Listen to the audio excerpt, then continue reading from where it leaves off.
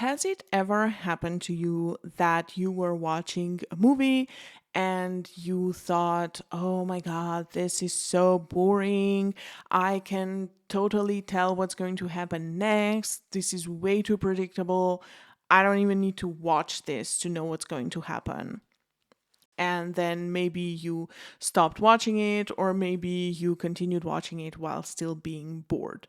But then 2 days later, you rewatched one of your favorite movies, one of the movies that you've seen like 100 times and you practically know by heart by now, and you loved every minute of it, despite knowing exactly what's going to happen next. So, in a way, this was completely predictable to you, but you still loved it. It's almost like knowing what's going to happen next is not really a problem in a story. And that's what I want to get into today.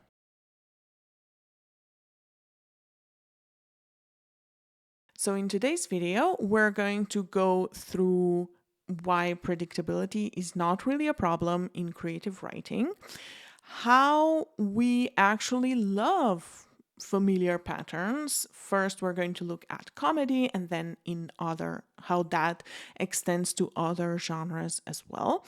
And lastly, we're going to look at what is actually going on when we feel that the problem is that something is too predictable. And of course, how we can address that as writers in our own writing, and how we can avoid this feeling of something being too boring or too predictable. Hopefully, that sounds interesting and fun, so let's dive into it.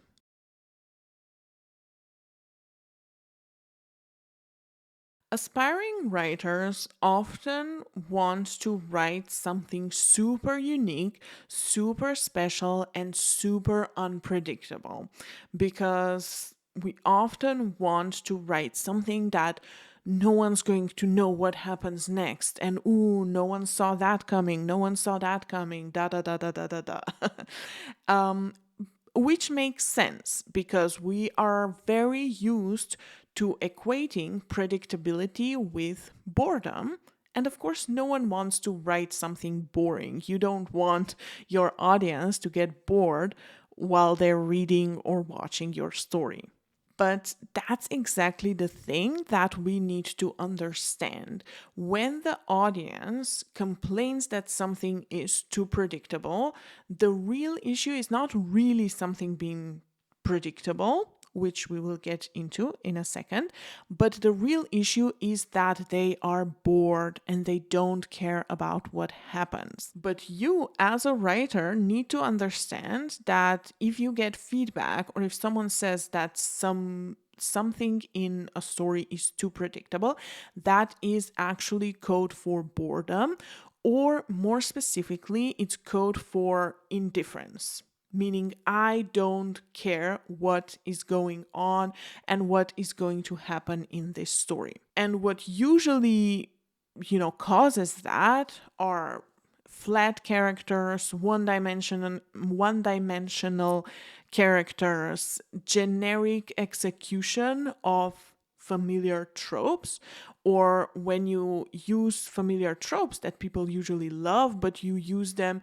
in a very stereotypic way, and in general, just lack of any kind of emotional investment for the audience. Because the thing is, when we're not drawn into the story emotionally, that's when our brains start to notice these patterns and they get bored. Because the thing is, there are these patterns in all storytelling, the one that we like and the one that we get bored by. But the thing is, if we're engaged in the story, if we're emotionally engaged with the story, then we don't really notice them or we don't really focus on them. So that's not a problem. They're actually great to provide the foundation for the story itself. So whenever you feel like your writing is getting too predictable, or maybe you even get that feedback, the problem is not in the fact that your plot is not crazy enough and now you need to come up with like weird and random things that happen that are going to just come out of the blue and completely surprise the audience. The problem is, how are you executing that? How are you presenting this to the audience?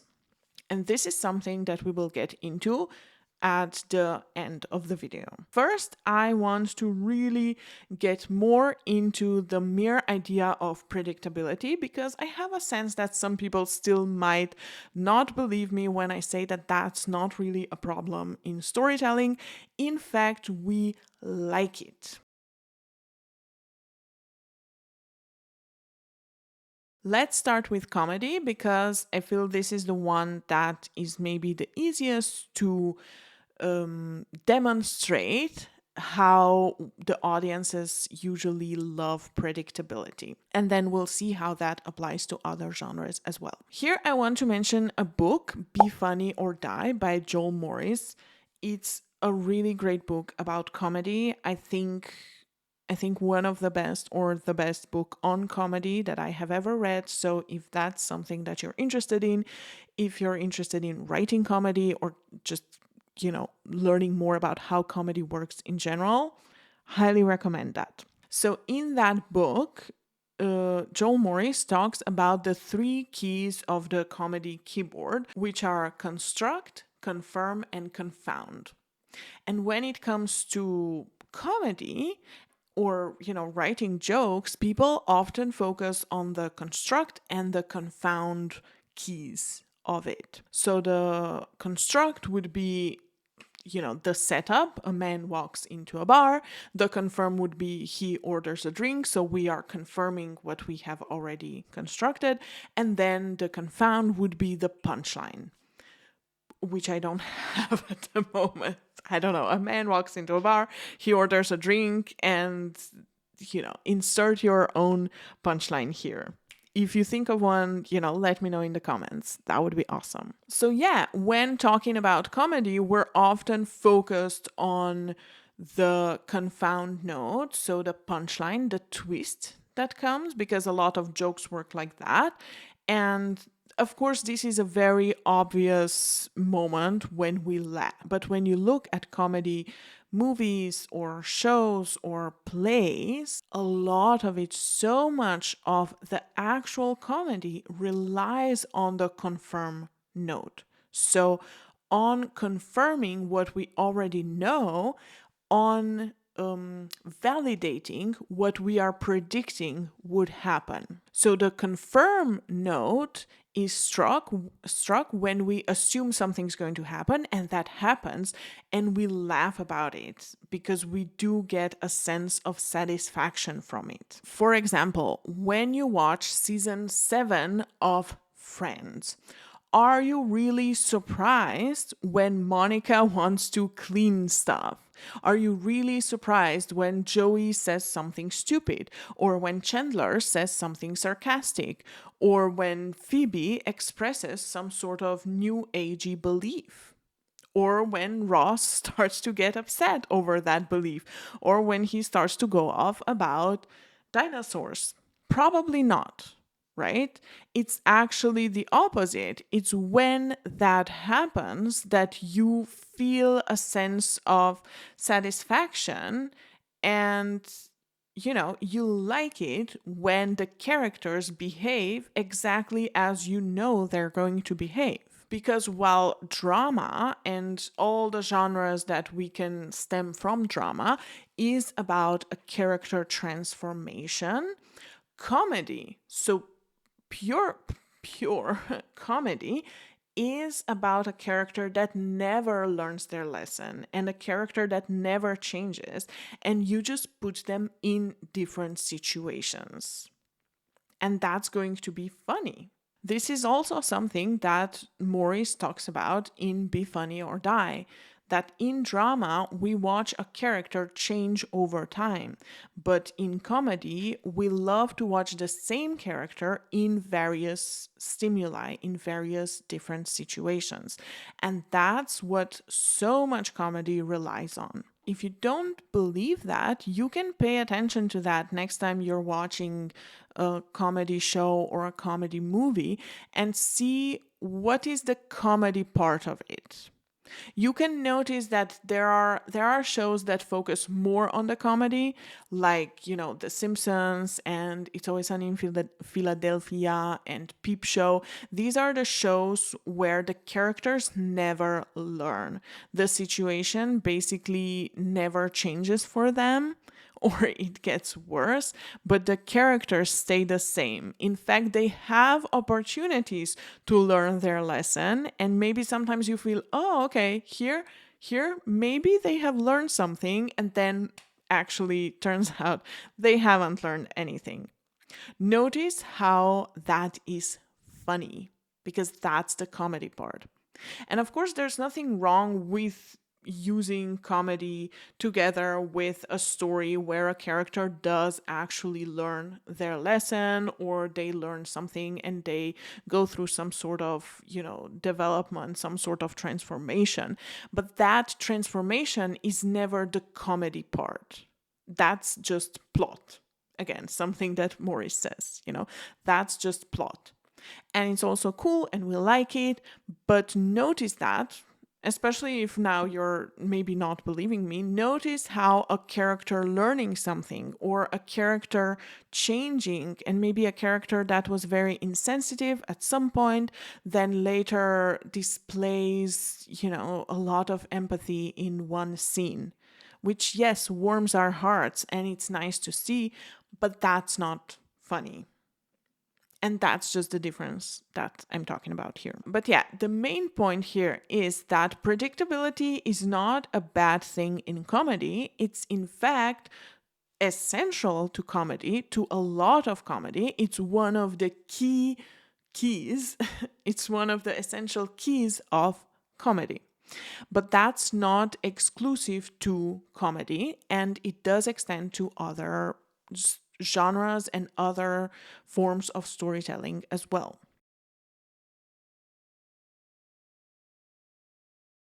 When you watch a murder mystery and there is, surprise, surprise, some sort of murder, and then the detective has to investigate and at the end tells everyone, discovers who the murderer was, are you really surprised that all of that happened? Probably not. That's exactly what you wanted from the story itself. When you watch or read a romantic comedy, how surprised are you that the two lead characters end up together? 99% of the time in romantic comedies. Probably not that surprised, but probably you still love it if this is a genre that you enjoy. Because another thing is that you just don't enjoy the style and the tone and the vibe of the genre itself, which is, of course, totally fine. But whatever it is that you like, whatever it is that you enjoy, there are some patterns, some tropes that are repeated in that storytelling, format.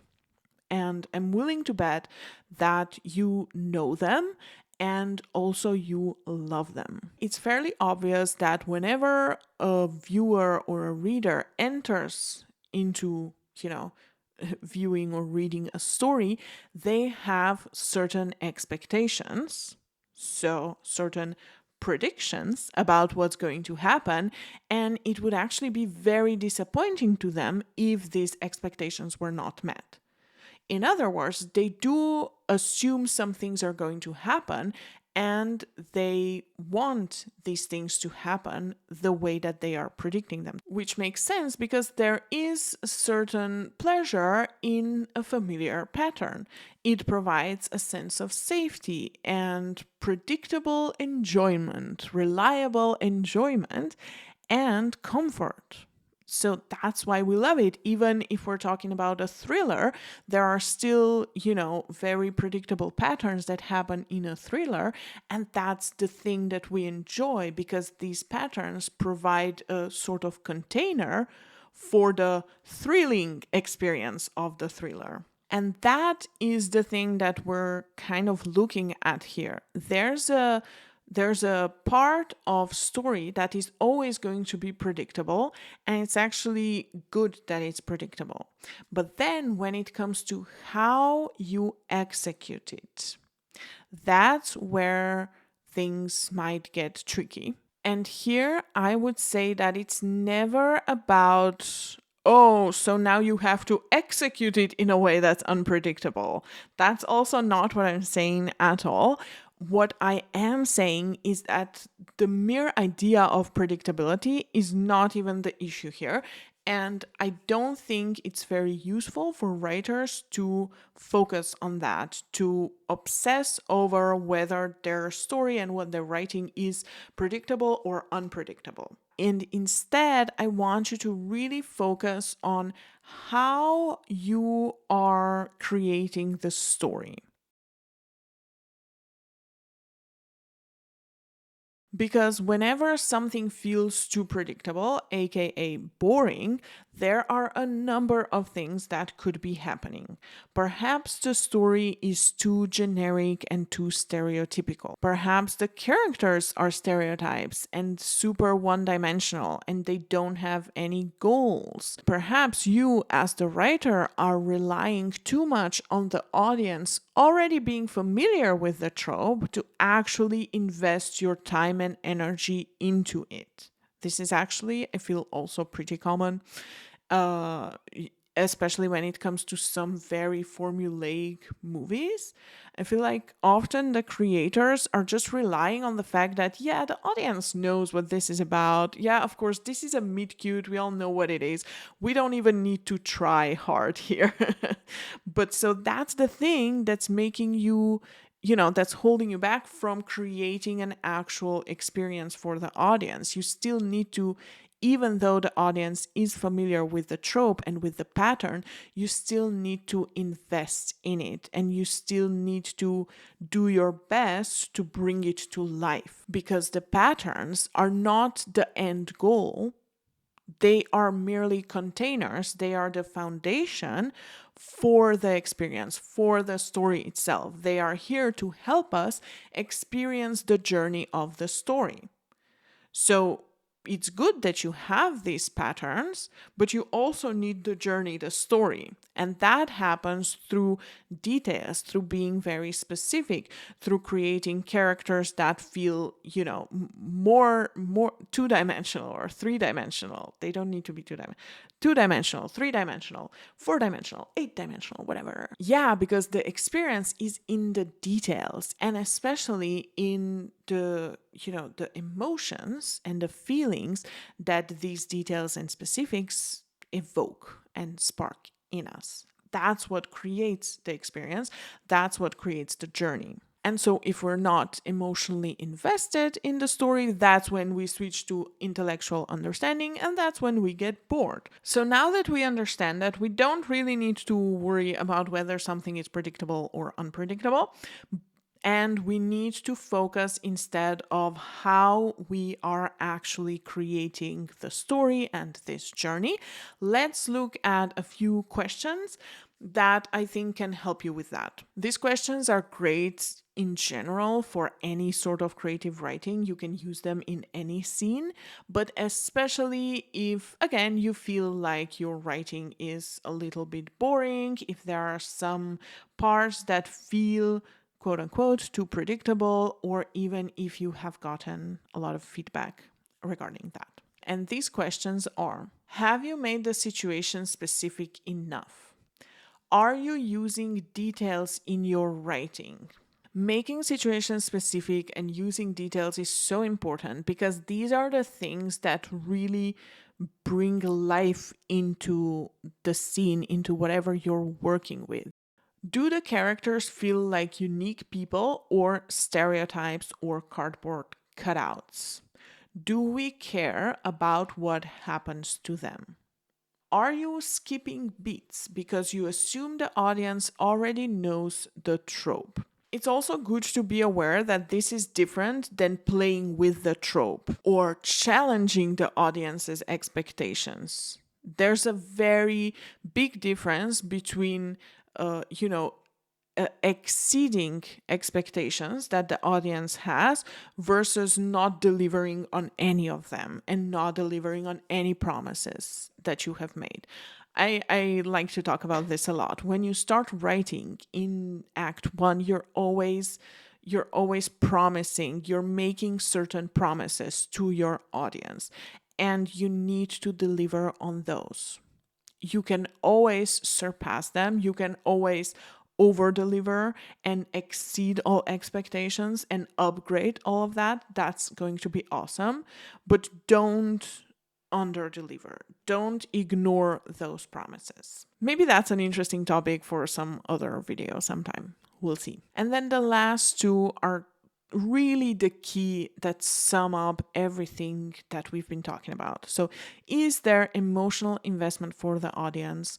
In other words, do we care about what happens and why it happens? That's what it really comes down to when someone says this is too predictable. It just means I don't really care. And of course, when it comes to all of these questions, always be mindful of who you are writing for, because as I've mentioned a little bit before, maybe you're just writing the type of story that someone, whatever you're writing, there are always going to be some people out there who won't care about it.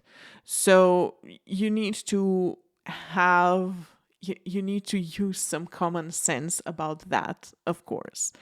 Is this person who finds this thing too predictable, is this person who is really bored during your story really your target audience? Do you care about this person caring about your story or not?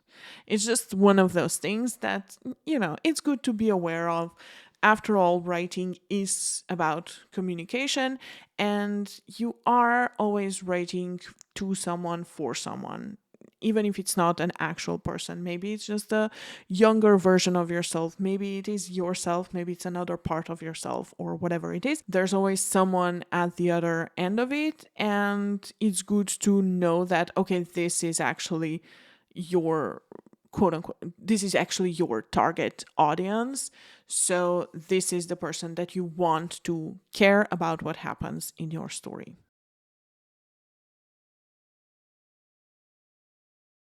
So, yes, all in all, to wrap it all up, of course, it is about the journey and not the destination. That is what storytelling truly is about. We don't love stories because we don't know what's going to happen next. Of course, sometimes that can be a part of it, the surprise element, and we're going to talk about that, I think, in one of the future videos, because I think it's a very interesting topic as well.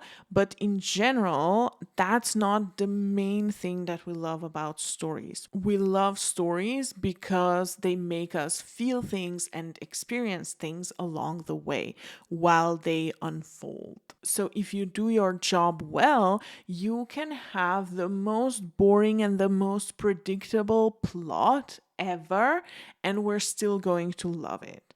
You can see that retellings are so popular. People love retellings, even though we know what's going to happen. We know the story. And that's even a part of it. We kind of like that we know the story, but we want to see how it's going to be executed and delivered to us this time.